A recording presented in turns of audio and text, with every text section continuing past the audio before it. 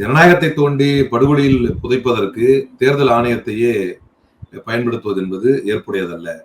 அதை இந்த டிராப்டை வெளியிடுறதுக்கு தடை வேணுமா அப்படின்னு கேட்கும்போது உச்சநீதிமன்றத்தினுடைய வார்த்தை ரொம்ப தெளிவா இருந்துச்சு. இப்ப வெளியிடுறது டிராப்ட் தான்.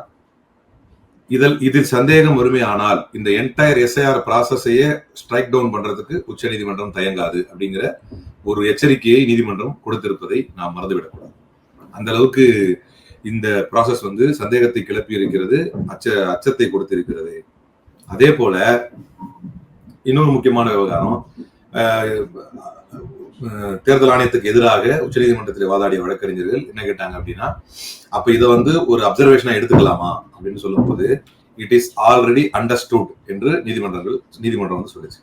அது ஏற்கனவே புரிஞ்ச ஒரு விஷயம் தான், இதை நம்ம ஏற்கனவே அண்டர்ஸ்டாண்ட் பண்ணியாச்சு, நீங்க கேட்கறதும் அதுதான், நாங்க இவர்களுக்கு எச்சரித்திருப்பதும் அதுதான் அப்படிங்கிறதையும் தெளிவா.